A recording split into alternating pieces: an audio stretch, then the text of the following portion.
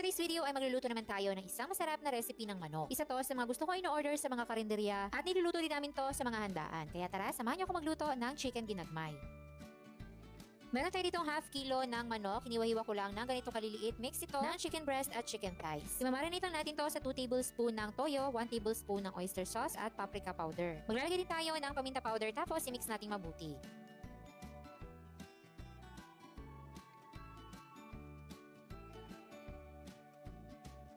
Then, i-marinate lang muna natin to for 30 minutes at ipapan-fry lang muna natin yung ating mga gulay na carrots at patatas.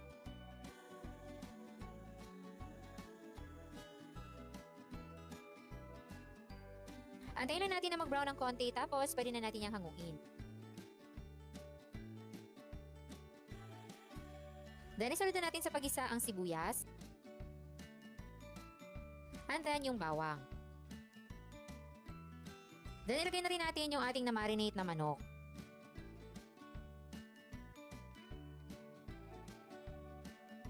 Igisa-gisa lang muna natin to at yung manok maglalabas yan ng sariling liquid. Aantayin lang muna natin yung maiga. Then, maglalagay tayo ng marami-raming sabaw dahil masarsa nga itong ating recipe.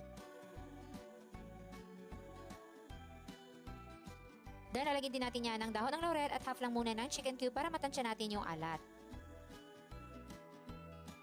Takpan lang natin at pakuluan hanggang sa ma-fully cooked yung ating manok.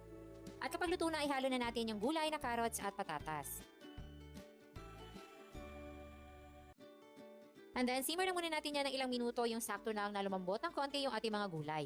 After nyan, pwede na tayo mag-adjust ng timpla dahil sakto na yung alat, dadagdagan ko lang ng paminta powder at maglalagay rin ako ng all-in-one seasoning. At para lumapot yung ating sarsa, maglalagay tayo ng cornstarch slurry. At kapag sakto na yung timpla, pwede nating ilagay naman yung ating red at green bell peppers.